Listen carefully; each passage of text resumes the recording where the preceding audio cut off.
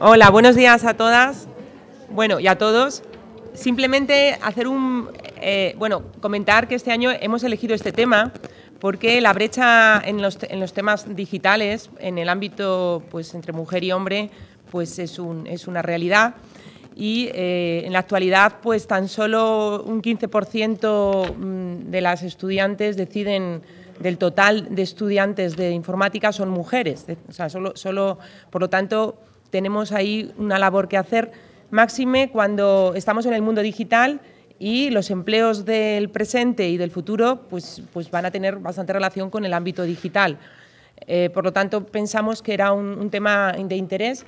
Entonces, hemos pensado, en primer lugar, una mesa más académica con dos conferenciantes, que luego se puede hacer un turno de debate, pero es más bien conferencias que comparten, pues en este caso la vicerrectora de investigación, para hablar en el mundo de la investigación qué posibilidades hay en el ámbito de la informática.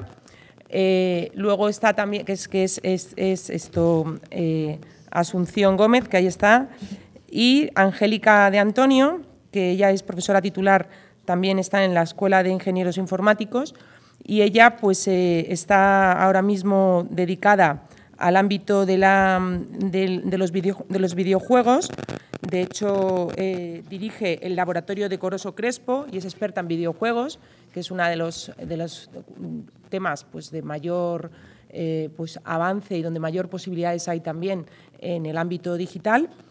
Y esa mesa será moderada por Paloma, que ya está ahí, Paloma García Maroto, que es la directora de la Unidad de Igualdad de la Universidad Politécnica de Madrid, y que bueno, quiero aprovechar pues todos en este momento también a reiterar pues todo el apoyo que nos ha brindado para que en esta ocasión celebremos aquí nuestra asamblea y nuestra jornada de AMIT, y todo el trabajo que ha llevado a cabo para que esto sea una realidad. Así que muchas gracias, Paloma, de nuevo. Quiero agradecértelo porque, sin duda, sin ella no podríamos estar aquí celebrando la jornada.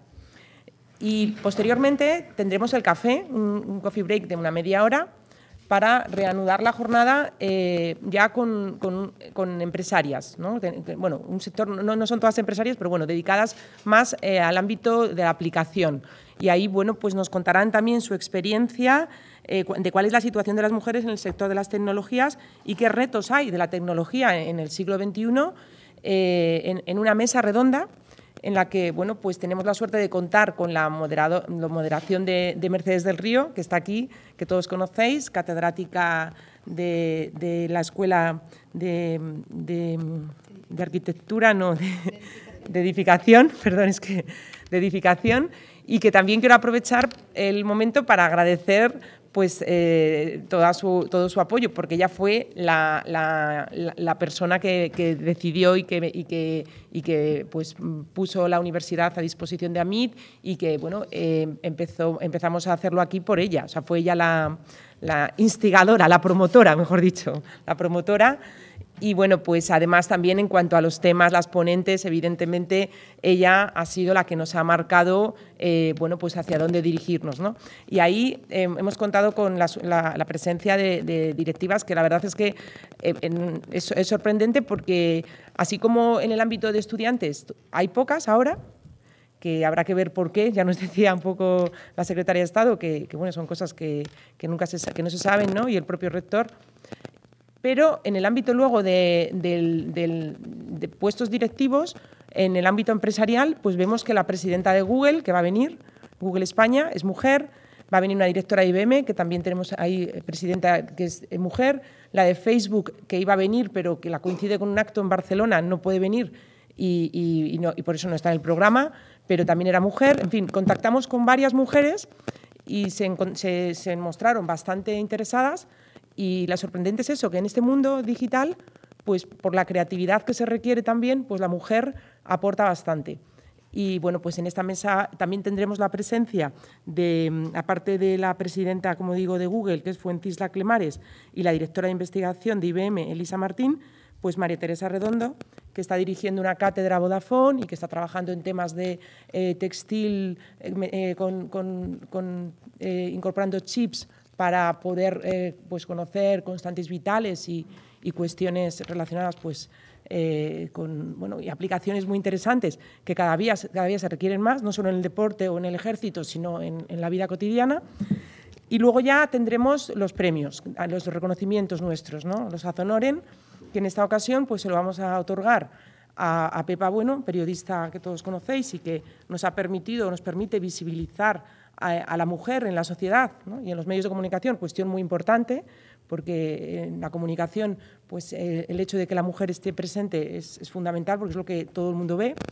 Y luego tenemos también la suerte de tener de socio ad honorem al cirujano José Manuel de Besa, que también ha sido desde el minuto cero muy receptivo con nuestra asociación y con nuestros objetivos.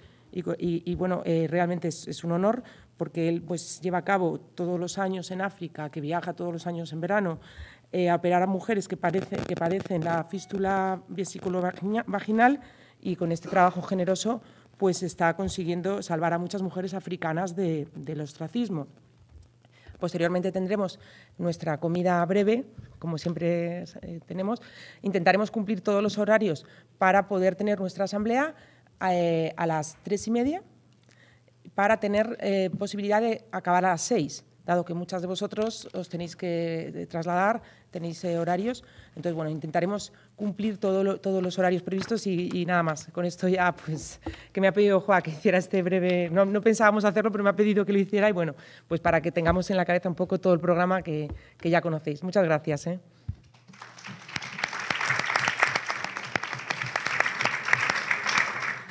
Bueno, muchas gracias. Vamos a cumplir tiempo, llevamos 15 minutos de retraso, pero aceleramos y hablamos más rápido. Lo primero que quisiera es agradecer al rector. Bueno, aquí hay en representación del equipo, está el gerente, está la secretaria general. Y quisiera agradecer al rector pues, siempre el darnos su apoyo y su respaldo en cuestiones de género. Siempre está ahí, siempre nos está animando a que sigamos por esta línea. Como no, a la secretaria de Estado, Carmen Vela, por acompañarnos siempre que acudimos a ella, y además agradecerle especialmente los datos tan interesantes que nos ha dado y ánimo y a por ellos, todo. A MIT, por supuesto, Joaquina, bueno, todas, con quien más he tenido ha sido con Mónica, contacto de coordinación de todo. Y bueno, pues agradecerles que hayáis pensado en nuestra universidad, en nuestro entorno, para celebrar vuestra 16ª asamblea, organizar esta jornada, y muchísimas gracias. Por supuesto que a los asistentes, a todos y a todas por estar aquí. Espero que no defraudar las expectativas que tenéis con esta jornada. Y ya por último, pues a las ponentes. Y digo las ponentes porque todas son mujeres. En especial las que ahora mismo tengo a mi lado y que son de la casa, que es Asunción Gómez y Angélica de Antonio. Y así, bueno, pues doy comienzo ya, sin más dilación, a la presentación. Asunción Gómez nos va a hablar sobre la participación de la mujer en las actividades de investigación, de innovación y de doctorado. Asun, como te conocemos, Asun, es vicerrectora de Investigación, Innovación y Doctorado desde 2016 en nuestra universidad. Es catedrática desde 2007 en Ciencias de la Computación e Inteligencia Artificial.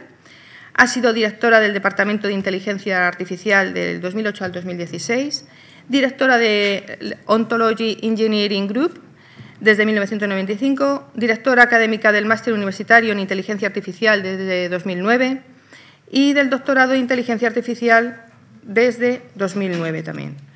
Asunción Gómez realizó una estancia postdoctoral en el Knowledge System Laboratory en la Universidad de Stanford de 94 y 95 en la temática de ontologías. Dirige el Ontology Engineering Group de la UPM, que es un grupo de investigación de referencia internacional y pionero en nuestro país en las técnicas de ontologías, web semántica y datos enlazados del sector público estatal. Figura en 8º lugar en el ranking de los grupos de investigación en la UPM. Asun ha sido investigadora principal en 21 proyectos de financiación europea, coordinando 5 de ellos, y en más de 40 de ámbito nacional. Ha dirigido más de una treintena de proyectos de I+D con empresas y administraciones públicas, Entre los últimos hitos conseguidos, pues merece destacarse, por un lado, el proyecto de investigación IBM Watson, en el contexto de la convocatoria Shared University Research Awards, competitiva a nivel mundial. Por otro lado, ha obtenido la primera sede del Open Data Institute en España, ODI Madrid. Ha publicado más de 300 contribuciones científicas con un gran impacto internacional y además ha dirigido 22 tesis doctorales. Colabora habitualmente como revisora y evaluadora de proyectos europeos y de otras agencias internacionales. Desde noviembre de 2006 a diciembre de 2008 fue adjunta a la coordinación en el área de transferencia de tecnología de la ANEP y es Premio Nacional de Informática 2015, ARITMEL, Premio Anual de Investigación de la UPM en 2015 y Premio Nacional Ada Byron a la Mujer Tecnóloga en 2015, en su segunda edición. Premio a las Mejores Ideas del Negocio 12ª Actúa UPM en 2015. El Software Ops fue premiado en el tercer concurso de comercialización de tecnologías UPM en 2014. Esto es un resumen. Así que Asun cuando quieras.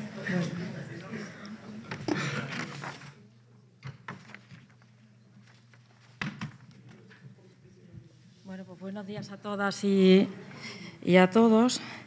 Y Paloma, me sacan los colores con esta presentación. Bueno, voy a presentar, la verdad, cuando Paloma me comentó y también desde la unidad de género y el gerente que diera la charla, pues yo la verdad es que grandes datos sobre participación de mujer en todo el sistema pues no tenía. Y como lo que me lleva más de cerca es, pues ahora mismo todas esas actividades que realizamos en el Vicerrectorado de Investigación, Innovación y Doctorado, pues pensé, digo, bueno, voy a hacer un análisis de la participación de la mujer en actividades de investigación, de innovación y de doctorado dentro de la UPM.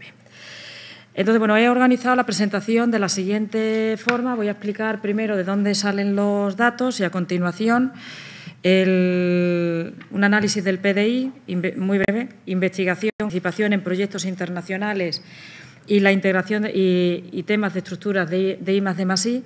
El tema del Plan Nacional no nos ha dado tiempo de aportar los datos, pero bueno, será el siguiente estudio que realizaremos. En temas de innovación voy a mostrar unas gráficas relacionadas con la participación de mujeres en patentes, licencias de software y cátedras universidad-empresa. Y relacionado con doctorado, pues un análisis de los estudiantes de doctorado, cuántos se matriculan, cuántos terminan, cuántos obtienen FPU del Ministerio, quiénes son sus directores de tesis y también un análisis postdoctoral. Y al final también proporcionar información sobre cultura científica. Tengo muchas gráficas y bueno, al final hay una serie de conclusiones que son muy, muy claras.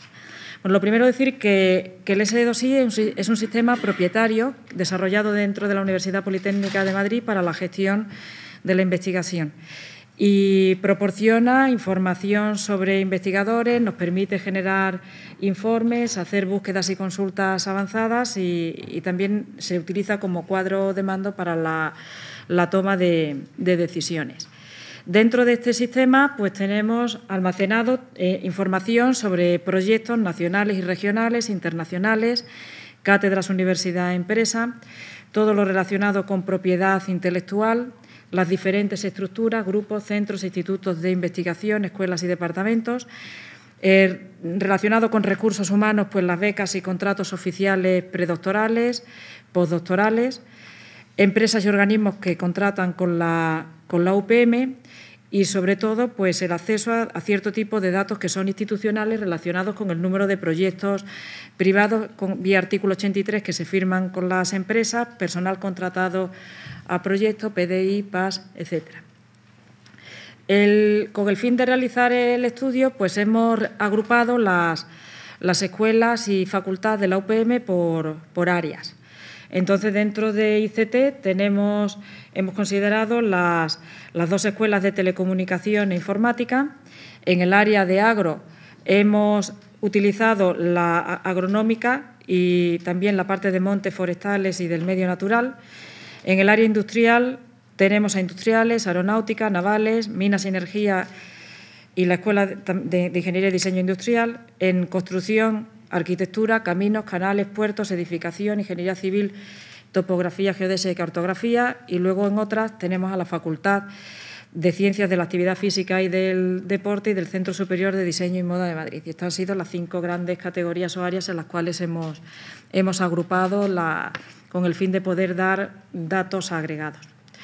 En lo que se refiere al PDI, en todos los estudios vamos a ver que todas las gráficas hemos intentado que tengan este formato. Hemos cogido los últimos 10 años. En el eje Y, en la parte de la izquierda, tenemos el porcentajes y en la parte de la derecha colocamos los totales. Entonces, en lo que se refiere a la evolución de profesorado por género, pues podemos ver que el porcentaje de mujeres, o sea, se puede ver evidentemente la caída debida a la tasa de reposición, que ha sido muy baja, prácticamente inexistente, y bueno, ese pequeño porcentaje de subida en el número de mujeres investigadoras pues se puede deber precisamente a que se han jubilado bastantes más hombres que mujeres. Relativo a las áreas en las cuales está distribuido el PDI, pues en toda esa parte de construcción, repito, arquitectura, caminos, etcétera, tenemos un 32%, seguido de industriales. En temas de ICT tenemos un 19% y un 21% en el área de agro. En lo que se refiere a proyectos internacionales, y aquí, Carmen, te pido disculpas porque no nos ha dado tiempo de hacer el análisis de proyectos nacionales, pues en proyectos internacionales se puede ver también la evolución. Proyecto internacional no es solamente H2020, FP7, sino que son con otros organismos, como por ejemplo ESA, con la cual también se firman proyectos. Y bueno, se puede ver que si en el 2007 estábamos al 20%, hubo ahí un pequeño declive, pero se observa que la participación actualmente de la mujer como investigadora principal está próxima al 30%. Y en este caso, los proyectos internacionales, el 42% está liderado por mujeres en el tema de ICT, seguido en el área de construcción del 27%, 17% en la parte de agronómica y forestales y un 13% en todo lo que tiene que ver con industria.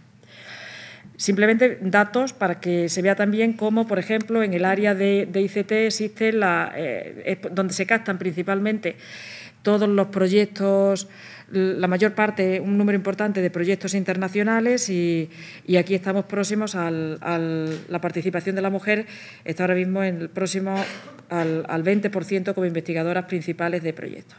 Y ya a partir de aquí se ve en las siguientes gráficas como en temas de construcción.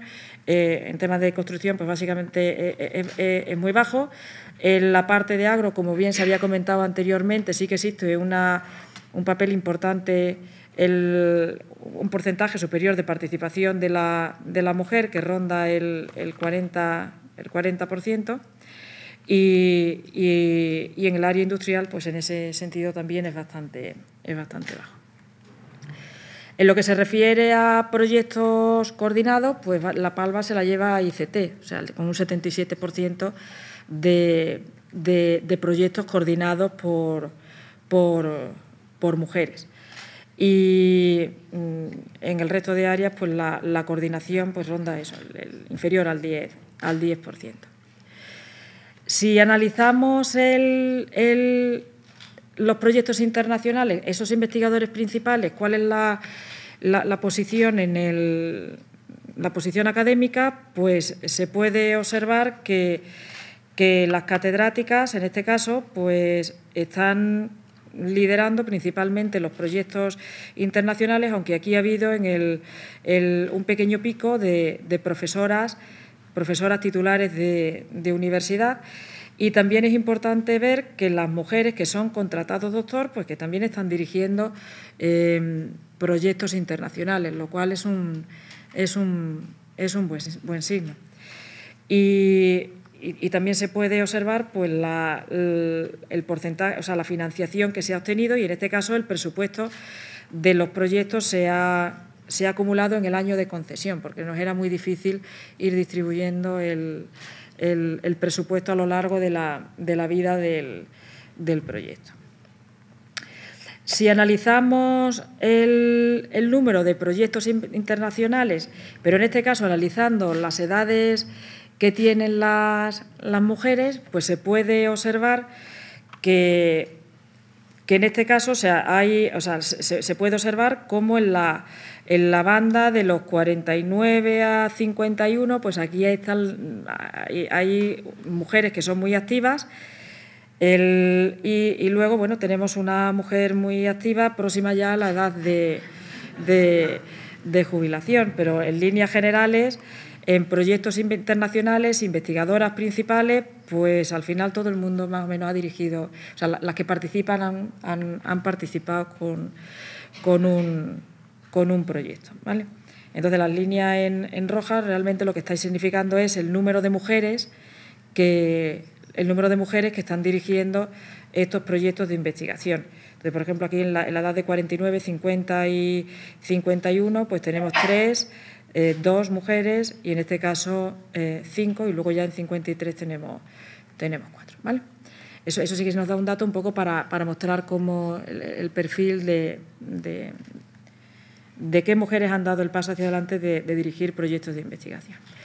En lo que se refiere a estructuras, la universidad tiene ahora mismo 200 grupos de investigación aproximadamente reconocidos, tenemos 195 grupos reconocidos de investigación y lo que estamos analizando en esta gráfica es cuántos son liderados por hombres y cómo ha ido la evolución en el liderazgo de los grupos de investigación por mujeres. Es decir, se observa que bueno, con respecto al año 2007, pues existe una tendencia pequeña de incremento de grupos de investigación dirigidos por mujeres y luego si analizamos y nos focalizamos en los 50 primeros grupos de investigación, pues también estamos a fecha de hoy que entre los 50 primeros grupos, el 20% de esos grupos son dirigidos por mujeres. Y en este caso es la parte de agronómica y forestales quien tiene un 36% de mujeres que lideran los grupos, seguido el 23% de la parte del área de ICT, informática y telecomunicaciones, y un 21% en el tema de industria, mejor dicho. Paso ahora a dar unas pinceladas sobre innovación. En lo que se refiere a la participación de patentes, en donde la Universidad Politécnica de Madrid es número 1 en patentes, al igual que es la primera universidad en participación en proyectos europeos, eso se me ha olvidado decirlo antes, pues podemos ver también que la evolución en el número de patentes que se solicitan y anuales y luego el tema de la participación. Entonces podemos ver que tenemos 160, el número total de patentes debe estar rondando los 70 y tantos ahora mismo y el 80% de esas patentes participan hombres y solamente un 40%. Esta gráfica está regular. Aquí se ha ido algún dato. Bueno, en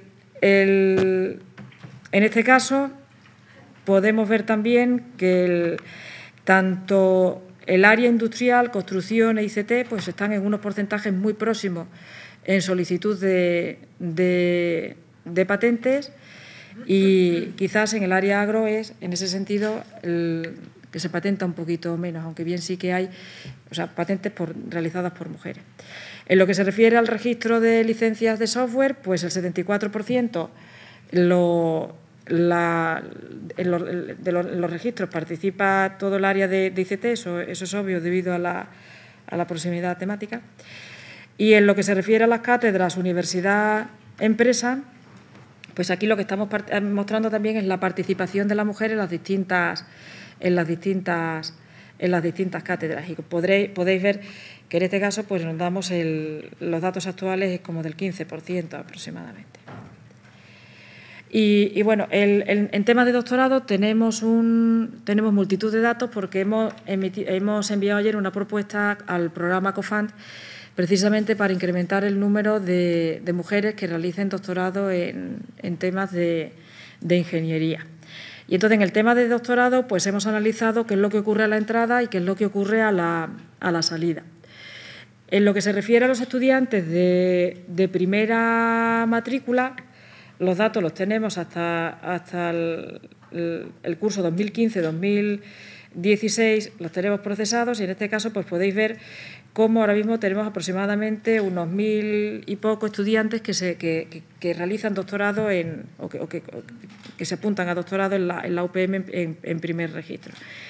Y que el porcentaje de alumnas que solicitan hacer el doctorado, en este caso, es del 30%.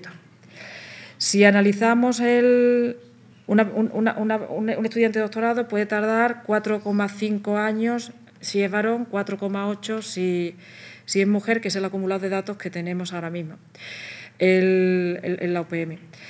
Y este número de tesis defendidas en el año 2015 y este ligero incremento que se fue produciendo, bueno, en el año 2014 se debe a la extinción del Real Decreto anterior, con lo cual se han defendido muchas tesis doctorales, pero bueno, también se puede ver que en las tesis defendidas pues estamos aproximadamente en el 30%, es decir, 30% de entrada, 30% de salida.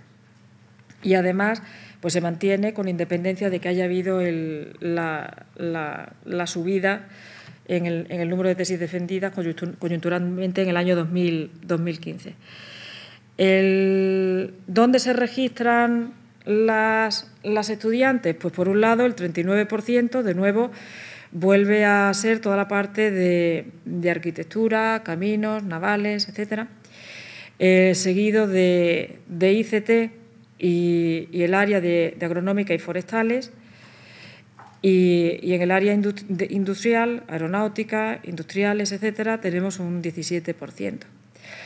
Y en las tesis defendidas, en el año 2015, pues tenemos un 54% de tesis defendidas en toda la parte de construcción y arquitectura y el 21% en toda la parte de agronómica y forestales, seguido del área de industriales, aeronáuticos, etcétera. Y, sin embargo, en ICT el porcentaje de tesis defendidas ahí es del 8%.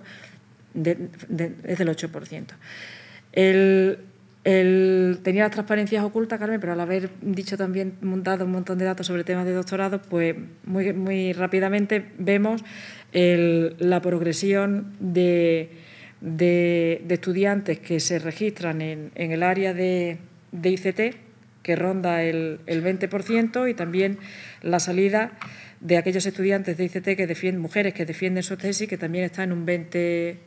La entrada es un poquito superior que la salida. En el área de agroforestales y la parte de medio ambiente tenemos, se puede observar que en este caso la entrada y la salida el porcentaje de mujeres que hacen el doctorado en estas áreas que piden la entrada es del 40% y un porcentaje superior al 40% en las que consiguen el doctorado. En la parte de construcción, arquitectura, caminos, etcétera, pues tenemos un 40% de estudiantes que solicitan mujeres y bueno, se mantiene un porcentaje elevado, entre un 30 y 40% de aquellos que obtienen la tesis doctoral, con una pequeña bajada coyuntural ahí en el año 2008.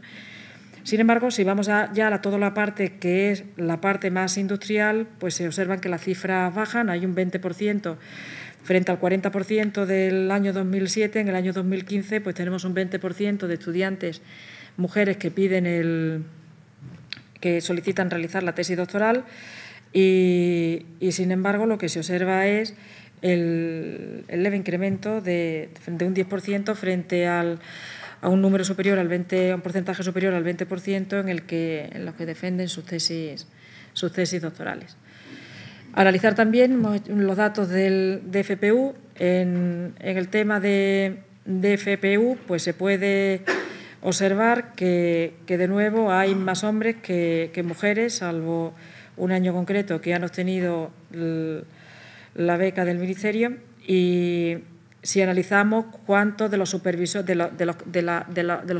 son mujeres dentro de la UPM, pues podemos ver que tenemos de nuevo más varones que mujeres que son destinatarios como codirectores de las tesis doctorales. Y ahora la pregunta es: ¿cuántas mujeres dirigen a mujeres?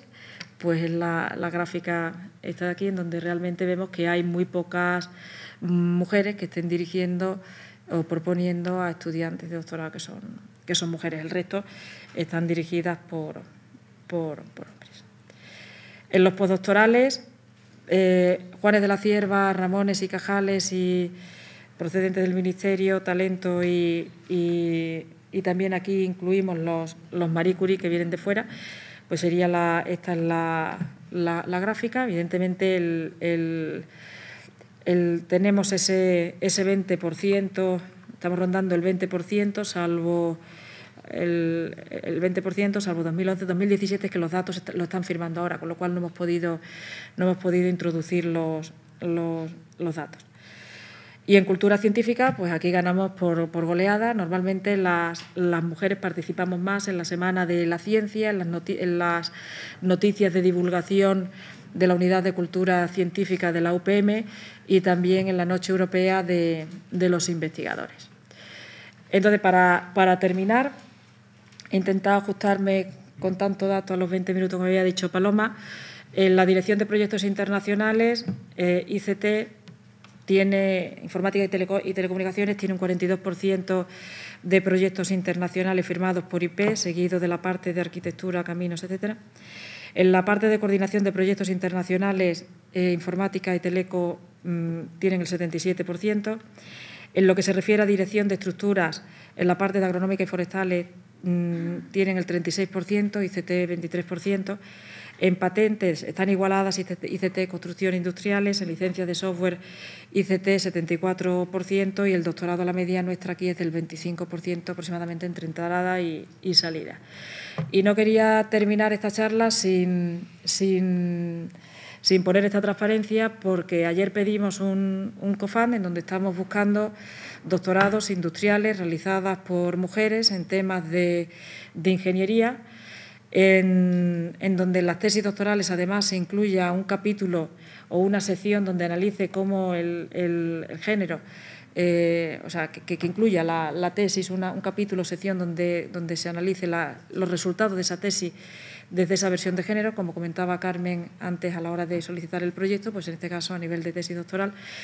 Y luego también queremos realizar pues algún tipo de estudios sociológicos y sociométricos en todos estos temas, porque pensamos que eso nos puede ayudar mucho en la toma de decisiones. Agradecer en este sentido también a la unidad de género, a Paloma, a las personas del vicerrectorado que han participado en la elaboración de esta presentación, pues ha implicado recopilar y analizar muchos datos desde las diferentes unidades. También agradecer a AMIT y a todas las asociaciones que nos han enviado su carta de apoyo para esta propuesta de doctorado industrial en el área de género e ingeniería. Entonces, yo con esto termino la presentación. Muchas gracias por vuestra atención y posponemos luego ya para el debate cualquier dato que queráis.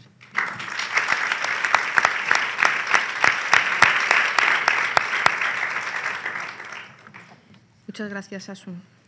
Parafraseando a Carmen, estamos llegando al equilibrio, aunque la paridad la tenemos todavía muy lejana, pero bueno, intentamos llegar al equilibrio cada vez más en Politécnica. Bueno, nuestra siguiente ponente es Angélica de Antonio, que también es de la casa. Es licenciada y doctora en informática por la UPM y licenciada en psicología, con la especialidad en psicología cognitiva por la Complutense. Es profesora titular de la Escuela Técnica Superior de Ingenieros Informáticos en el Departamento de Lenguajes y Sistemas Informáticos e Ingeniería de Software, dentro del área de conocimiento de Ciencias de la Computación e inteligencia artificial. Es investigadora responsable del grupo de investigación reconocido por la UPM en interacción persona-ordenador y sistemas interactivos avanzados. Asimismo, es directora del laboratorio de Coroso Crespo, Madrid HCI Lab, de la ETS Informáticos de la UPM, en el que el grupo desarrolla su actividad en el ámbito de la aplicación de las nuevas tecnologías de la información y las comunicaciones a la enseñanza y en la interacción persona-ordenador. En concreto, el laboratorio explora la aplicación práctica de tecnologías como los sistemas de tutoría inteligente, la realidad virtual y la realidad aumentada, los sistemas de modelado de usuarios o los agentes virtuales inteligentes. Es miembro fundador de EuroVR, la Asociación Europea para la Realidad Virtual y la Realidad Aumentada, en la que actualmente colabora como miembro del Comité Ejecutivo y tesorera. Angélica ha participado en más de 20 proyectos, en más de 10 de ellos como investigadora principal, con financiación tanto pública como privada a nivel regional, nacional y europeo. Durante 1995 fue Resident Affiliate en Software Engineering Institute de la Universidad Carnegie Mellon en Estados Unidos. De 2012 a 2014 fue directora del Máster Europeo en Ingeniería de Software y desde 2016 es coordinadora local del Máster EIT Digital on Human Computer Interaction and Design. En 2002 y 2004 fue subdirectora del Departamento de Lenguajes y Sistemas Informáticos e Ingeniería de Software y coordinadora del programa de doctorado de este departamento. De 2014 a 2016 fue subdirectora de Ordenación Académica y desde junio de 2016 a la actualidad es subdirectora de Calidad e Innovación Docente. Y bueno, pues la ponencia nos va a hablar del apasionante mundo de los videojuegos y de la realidad virtual unido a lo que es el género. Muy bien, muchas gracias, Paloma. Bueno, pues muchas gracias por la invitación y tener la oportunidad de compartir con todas vosotras y todos vosotros un poco lo que he estado averiguando sobre el estado actual de la mujer dentro de este mundo, digamos, un poco particular de los videojuegos, la realidad virtual, digamos, como algo que hoy por hoy pues, se percibe un poco como la punta de lanza, ¿no?, de la tecnología en el mundo digital. Y, bueno, en particular, bueno, pues voy a... Esto ha quedado ahí un poco raro. Uy, me parece a mí que me está pasando a mí como en la primera presentación, que no está saliendo el texto como debería. ¿No lo ves bien allí? No, es que eso no, sale repetido 2 veces y no sé por qué. Bueno, no sé, ahí había una transparencia un poco extraña. Bien, voy a hablar de básicamente 2 aspectos. Por un lado, el papel de las mujeres en el entretenimiento digital, o sea, lo que todos entendemos por videojuegos, y por otro lado, la realidad virtual y la cuestión de género, cómo digamos, podemos matizar esta cuestión desde el punto de vista de la realidad virtual. En cuanto a los videojuegos y las mujeres, pues voy a hacer un análisis centrado, por un lado, en los personajes de los videojuegos y los contenidos de los videojuegos, por otro lado, en los jugadores y jugadoras, y finalmente en los creadores de videojuegos.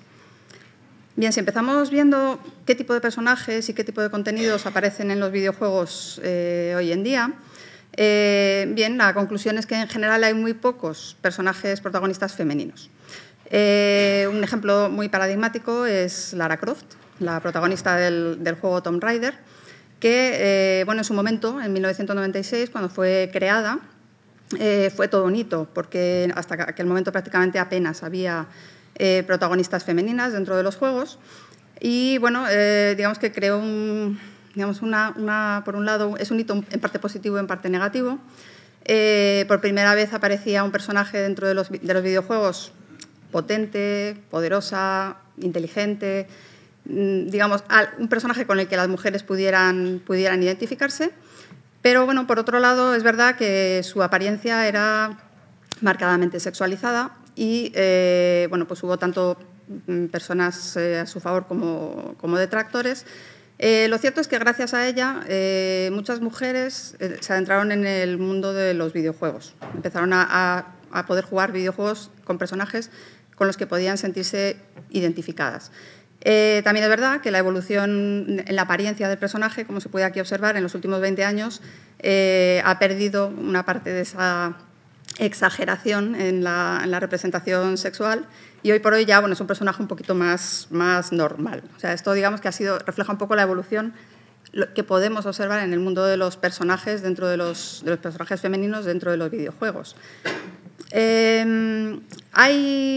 ¿Hay personajes femeninos en los videojuegos hoy en día? Pues bueno, hay un análisis realizado por Anita Sarkeesian de los videojuegos que se han presentado en una feria, la feria más importante de videojuegos, que es el E3, desde el 2015 al 2017, o sea, en estos últimos años.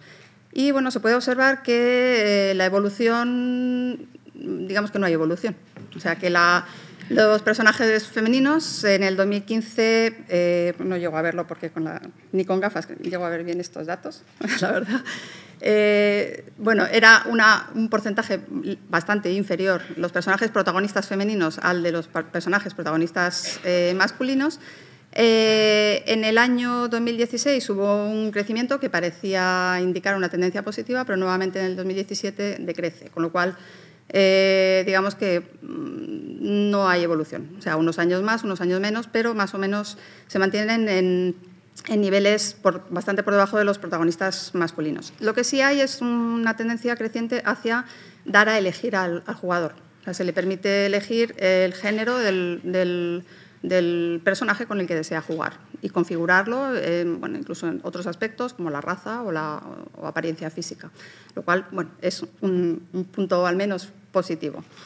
Bien, esto en cuanto a personajes. ¿Y qué pasa con los contenidos? Pues Anita Sarkeesian, que es una crítica cultural feminista, ha hecho ha editado una serie de vídeos que están accesibles en YouTube, que se llama Tropes versus Women in Video Games. Tropos frente a mujeres en videojuegos.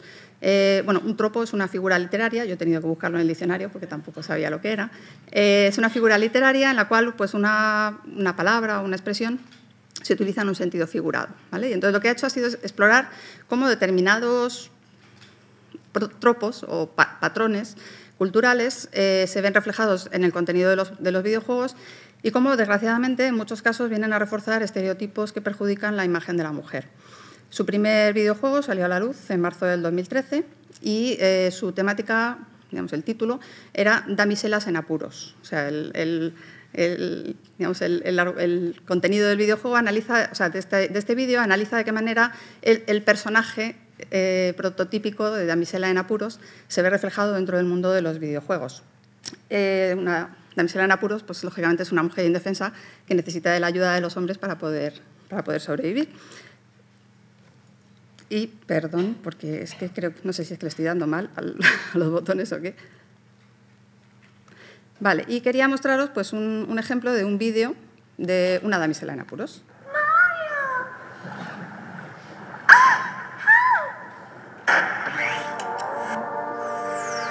Bueno, así comienza el vídeo.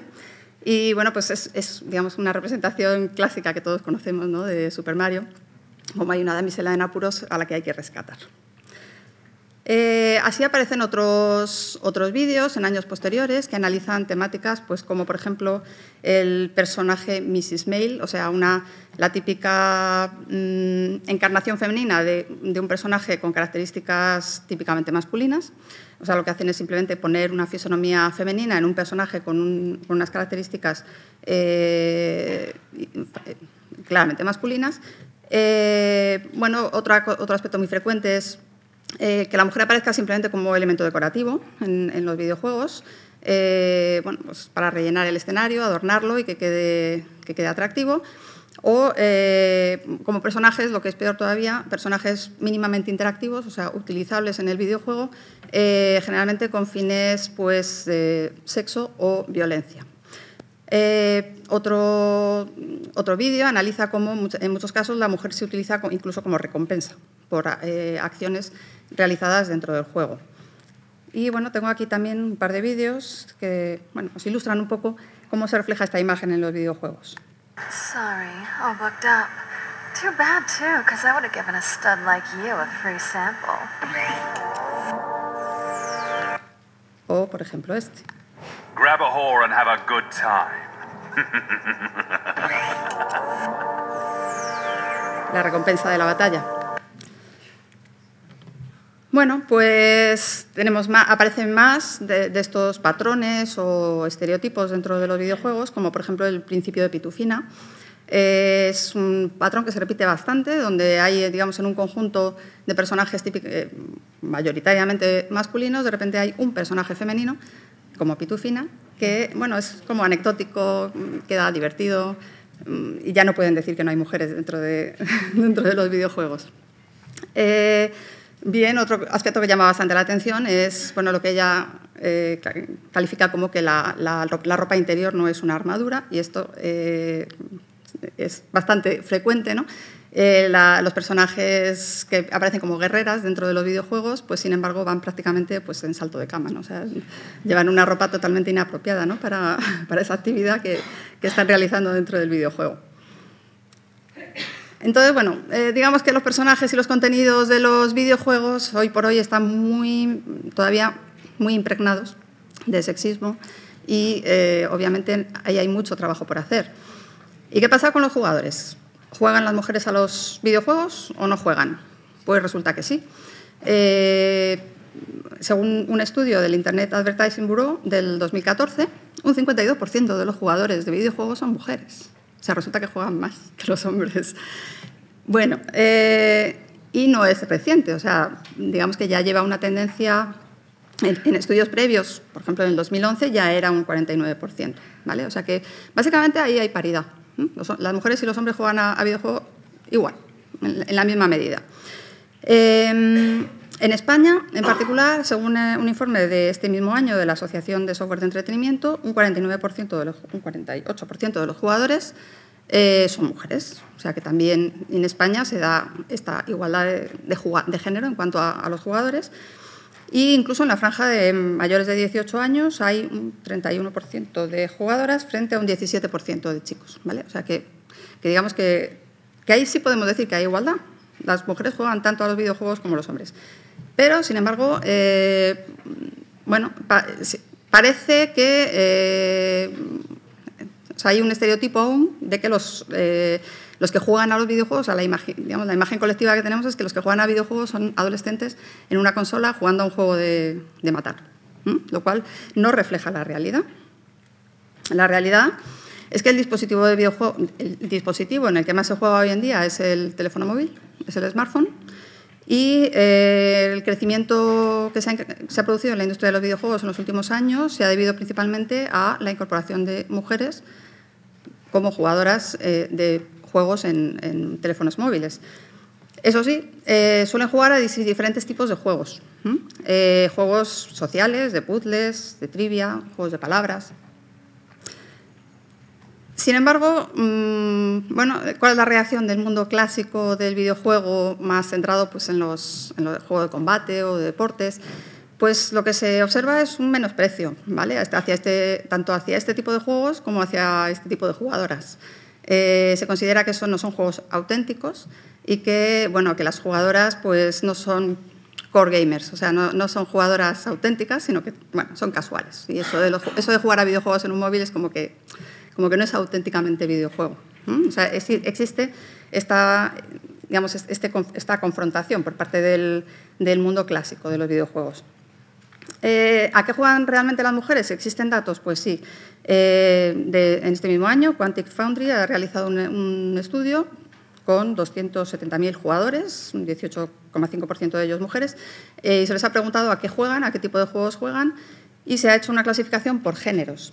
Y efectivamente, bueno, hay diferencias en cuanto al tipo de género de videojuego, no género de persona, el tipo de temática, digamos, del videojuego.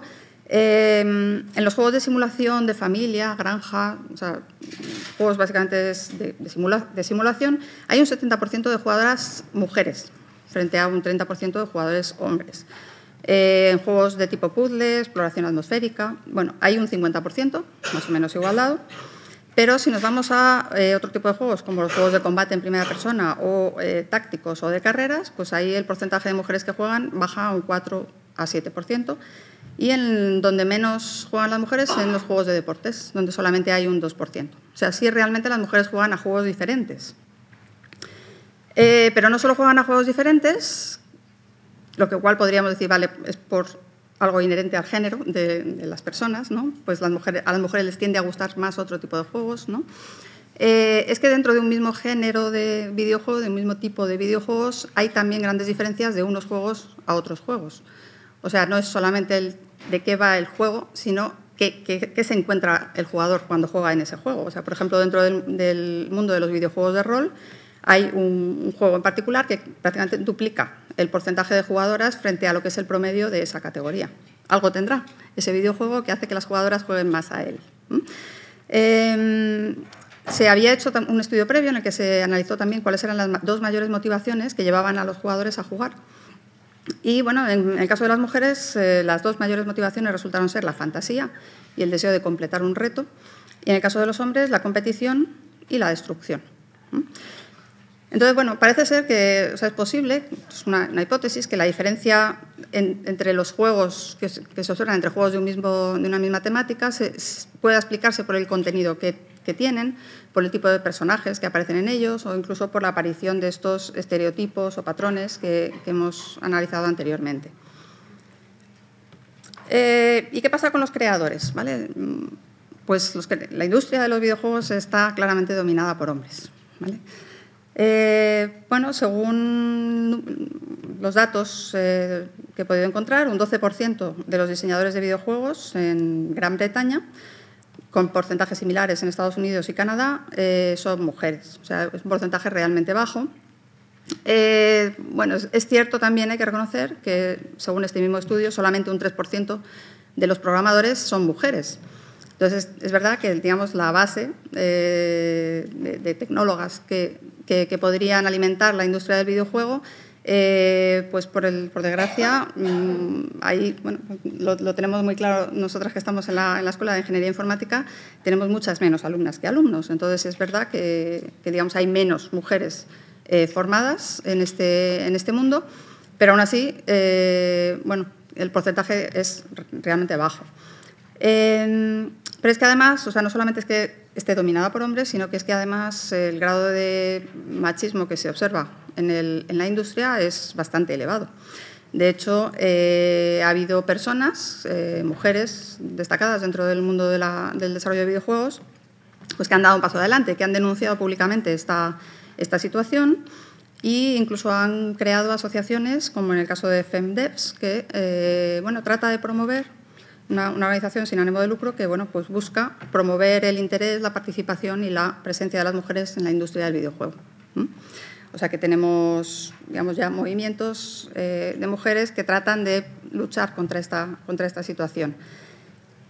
Os quería hablar un poco de un caso que ha ocurrido recientemente, Gaming Ladies. Esto es un evento que se convocó para ser realizado en julio del 2017 en Barcelona. Era una reunión, un evento destinado a reunir a mujeres, solo para mujeres interesadas, estudiantes o profesionales del mundo del videojuego, bueno, con el objetivo de discutir pues preocupaciones comunes, establecer contactos, redes de contactos, etc. Bien, la organizadora de este evento publicó el evento en su cuenta de Twitter y casi inmediatamente se desencadenó un ataque masivo a través de foros de personas que pretendían boicotearlo y, bueno, por un nivel de amenaza tan elevado que de hecho los organizadores del evento pues ya tuvieron que cancelarlo ante el peligro de que hubiera, digamos, peligro de orden público, ¿no? Se habían organizado incluso para acudir un montón de hombres al evento disfrazados de mujeres, algo bastante ridículo, ¿vale? Bien, bueno, y entonces finalmente, por desgracia, hubo que suspenderlo a pesar de que ya a las 24 horas de la publicación del evento había 80 mujeres apuntadas. O sea, que no es que no hubiera interés, mucho más de lo que se esperaba, de hecho. Entonces, bueno, desgraciadamente todavía el mundo de la mujer en la industria del videojuego sufre de un ataque bastante importante. Y no solo en España, también en el extranjero. En 2015 también hubo un evento, una feria, el Festival South by Southwest, en Texas, que tuvo que ser cancelado. Había una charla destinada también a mujeres y videojuegos que tuvo que ser cancelada ante las amenazas que se recibieron. En verano del 2014 surgió también otra polémica, el Gamergate, se dio en llamar. Todo esto es una organización a través de redes sociales y foros, anónima, no se sabe quién forma parte de ella, y digamos que surge en oposición a aquellas mujeres dentro del mundo de los videojuegos que denuncian la desigualdad y el acoso. Hubo amenazas muy serias, amenazas de muerte, acoso de todo tipo, personas a las que se les robaron datos personales y se publicaron en la dirección de su domicilio para que se publicaron en los foros para que la gente pudiera ir a acosarla a su casa. Cosas ya, digamos, muy desagradables.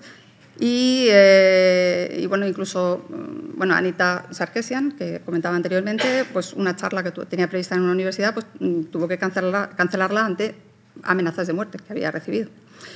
Previamente, cuando inició la campaña de financiación para los vídeos, la serie de vídeos que os he mostrado anteriormente, había sufrido ya un acoso muy importante por parte de todos estos radicales que por algún motivo se oponen a que las mujeres tengan paridad dentro del mundo del videojuego.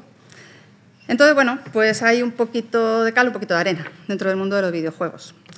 Y si miramos el mundo de la realidad virtual, pues ¿hay mayor igualdad de géneros dentro de la industria de la realidad virtual en comparación con la de los videojuegos? Pues la respuesta es, por desgracia, no.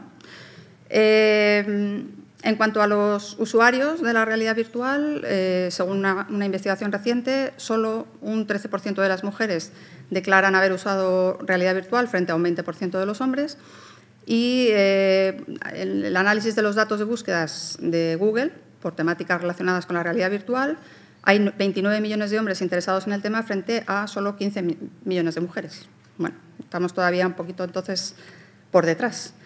Puede que en parte la explicación podamos buscarla en lo que hemos analizado anteriormente, del mundo de los videojuegos. La realidad virtual que llega al gran público en gran parte se centra en juegos, en juegos que se pueden jugar a través de realidad virtual, con lo cual adolece pues, de los mismos problemas que habíamos visto en el mundo de los videojuegos. Es patente también que hay una falta de sensibilidad de género dentro de la industria. Un caso muy paradigmático es una empresa que se llama Magic Leap, una de las pioneras más fantásticas, maravillosas, que van a sacar un dispositivo, un casco de realidad aumentada, unas gafas de realidad aumentada que todo el mundo está esperando para este año. Y cuando se les pidió a sus ingenieros que tuvieran en cuenta la perspectiva de género, lo que se les ocurrió fue hacer unas gafas de color rosa, lo cual dice mucho de... Esto creo que ya ocurrió con Bic hace tiempo, que cuando decidieron sacar un bolígrafo para mujeres lo hicieron de color rosa. Y, de hecho, su antigua vicepresidenta de marketing tiene presentada una demanda frente a la empresa por acoso y discriminación sexista. O sea que, parece que la industria de la realidad virtual tampoco es muy paritaria, que digamos. También dentro de ese mundo hay iniciativas para tratar de aliviar esta situación, como Women in Virtual Reality, también una asociación destinada a promover que las mujeres tengan visibilidad dentro del mundo de la realidad virtual y atraer a más gente, a más mujeres al campo. Y, lo que, digamos, como para finalizar con una nota positiva, lo que sí podemos decir es que la realidad virtual puede ayudarnos a aliviar estas diferencias de género de alguna manera. ¿Cómo? Pues gracias a dos elementos clave que existen dentro del mundo de la realidad virtual, que es la inmersión y la presencia. ¿La inmersión qué es? Es la capacidad de un sistema de realidad virtual, una capacidad técnica que tiene un sistema, una instalación para crear un entorno que sea convincente para el usuario, que lo rodee y con el que se pueda interactuar. Esto depende de características técnicas, como puede ser la amplitud del campo de visión o el número de sentidos que son estimulados. Por lo tanto, es un concepto puramente tecnológico, ¿vale? Digamos que es el que diferencia la realidad virtual de los videojuegos convencionales. Es que la realidad virtual nos permite un mayor grado de inmersión. Lo realmente interesante es el concepto de presencia, que es un proceso psicológico que hace que cuando una persona está inmersa en un mundo virtual, pues aquellos eventos que, o sea, uno dirige toda su atención hacia ese mundo artificial en el que está inmerso y hasta el punto de que olvida lo que le rodea en el mundo real y, bueno, esto digamos, la realidad virtual tiene la capacidad de llevarnos a esta situación con mayor facilidad, pero también nos puede pasar leyendo un libro o viendo una película, simplemente cuando uno se olvida de todo lo que te rodea y bueno, con esto que conseguimos, pues que realmente la persona se sienta dentro de ese escenario y que además reaccione a lo que ocurre dentro de ese escenario como si estuviera ocurriendo en el mundo real. O sea, lo interesante es que cuanto mayor sea la inmersión de un sistema, mayor es el grado de presencia y cuando la sensación de presencia es muy elevada, pues aquello que ocurra dentro del mundo virtual afecta a la persona y hace que reaccione de la misma manera como lo haría en el mundo real. Y entonces algunos investigadores se han preguntado, ¿y qué pasa si hacemos que un hombre se ponga en la piel de una mujer? Que entre dentro del mundo virtual en la piel de un avatar femenino. ¿Podría ser esto aumentar su empatía hacia el género femenino? ¿Hacer que de alguna manera experimente lo que una mujer siente? Pues sí, eso ocurre. Hay estudios científicos pues, que demuestran que se producen una serie de efectos, lo que se llama la ilusión de transferencia corporal, que es esa presencia que uno adopta, digamos, corporalmente dentro del mundo virtual y que de alguna manera te identificas con ese cuerpo del avatar que no es tuyo, pero reaccionas como si fuera tuyo. Aquí veis una imagen de un experimento que se realizó donde a hombres se les metía en la piel de una mujer, una niña en este caso, y aparecía otro personaje femenino que bueno, pues la tocaba, se le tocaba a la persona en el mundo real también para que sintiera digamos, lo mismo que estaba observando en el mundo virtual, lo sentía en el mundo real, lo que le ayudaba a entrar en ese estado de ilusión de transferencia corporal. Y a continuación el personaje femenino mayor, o sea, la mujer le da una bofetada a la niña y digamos, lo que se analizó fue la reacción que esto generaba en los sujetos del experimento.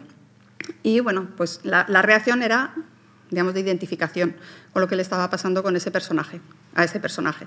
Lo cual, digamos, que indica que si a través de esta personificación en cuerpos femeninos, pues podemos empezar a hacer que los hombres sientan cosas que las mujeres sienten.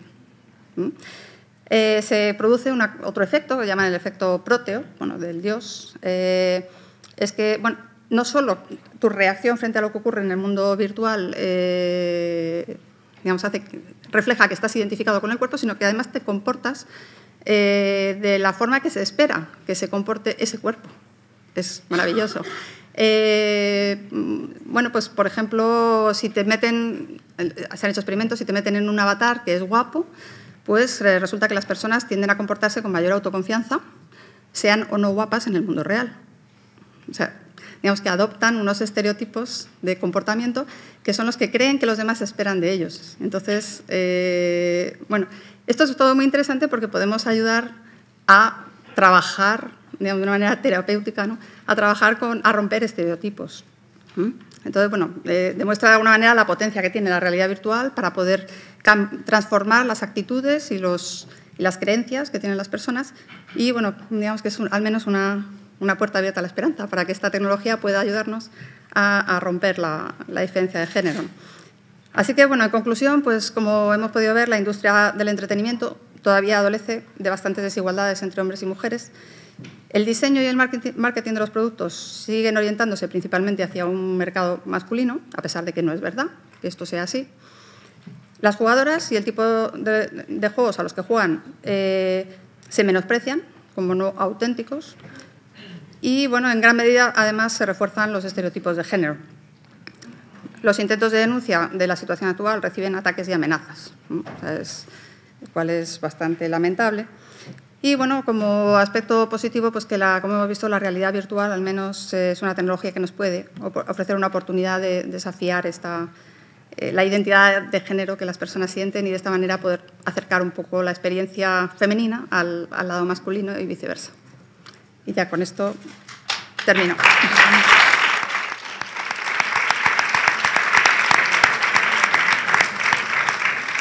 Muchísimas gracias, Angélica. Ha sido muy interesante. Bueno, la última parte es increíble porque se me estaba ocurriendo el tema de violencia de género, ponerle a la piel a los maltratadores. O sea, pero bueno, ahí lo dejo. Habrá estudiantes. Pues muchas gracias. Y los datos de cómo estamos en la Politécnica pues también han sido muy esclarecedores. Si queréis, ahora podemos hacer 5 minutos, ya que vamos un poco ajustadas de tiempo, 5 minutos de preguntas. ¿Alguien tiene alguna pregunta que quisiera realizar? Sí, allí. Pues no sé si hay micrófono, o sea que si te levantas y hablas. Sobre la última ponencia, bueno, la más muy interesante, muchas gracias. A lo mejor es que, no sé si me ha quedado claro, pero una diapositiva que se comparaba, también daban datos de España, se veía que había, digamos, un uso de los videojuegos muy paritario, ¿no? Incluso mayor en las chicas en torno a mayores de, digamos, jóvenes, ¿no? Para que mayores de 18 años, ¿no?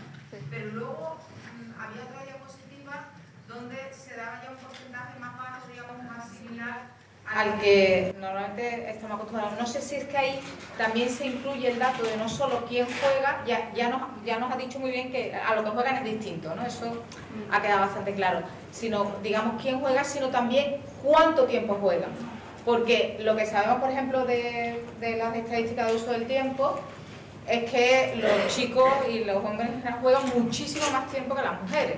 O sea, no es solamente quién coge en un momento determinado y juega, sino el tiempo que le dedican, y ahí la brecha es también... Claro, de hecho, porque o sea, ya, como he comentado, el mayor dispositivo de uso de videojuegos hoy en día es el teléfono móvil y las mujeres juegan mucho tiempo en el teléfono móvil. Es verdad que en las típicas consolas de videojuegos quizá el uso en tiempo es menor, pero no en dispositivos móviles.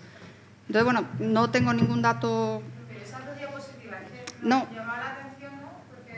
A ver, yo no sé muy bien, o sea, el uso es más o menos igualitario, o sea, el porcentaje de jugadoras frente a jugadores está aproximadamente en la mitad. Quizá la diapositiva a la que te refieres es la distribución de mujeres jugadoras según el tipo de videojuego, según el género de videojuego. Entonces, por ejemplo, donde hablaba de que, por ejemplo, en los juegos de deporte pues solamente hay un 2% de jugadoras, pero... En esa diapositiva, la primera línea creo que era general. Vamos, no sé, lo mismo que no... A ver, delante. Baja.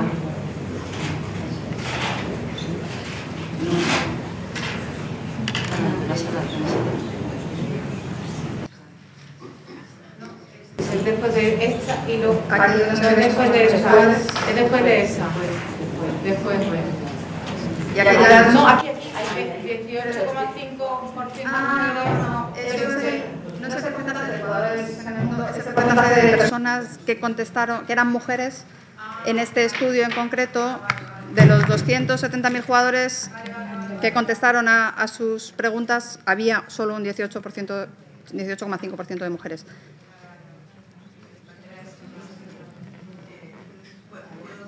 Más que una pregunta. Las dos presentaciones han sido fantásticas, llenas de datos rigurosos, muy actualizadas, pero para mí me ha impactado más la de Angélica porque es algo totalmente nuevo para mí. Yo no juego ni al Candy Crush, o sea que realmente creo que hay que hacer algo. O sea, es que en este mundo, en este momento, hayas descrito que hay amenazas personales hasta el punto de hacer cancelar actos, me ha parecido absolutamente brutal. Entonces, bueno, es buenísimo que esté aquí la Secretaría de Estado porque estoy segura que ha tomado nota, porque esto tiene que hacerse llegar a los partidos políticos, a la COSTE, por ejemplo, que haga presión. Tiene que haber algo que impida que ninguna de estas empresas, que supongo que son todas privadas, tengan subvenciones del ICO y de ningún apoyo público. Y desde luego, si se hace un foro de tipo pues evento nacional donde vayan todos los jugadores, aquello tiene que estar absolutamente exigible, que haya un acceso de las mujeres promovido, no facilitado, o sea, no permitido, sino facilitado y promovido. O sea, yo creo que esto no se puede uno quedar de brazos cruzados con esa situación. A mí me ha dejado absolutamente impactada y aterrorizada, vamos. Sí, sí, es cierto.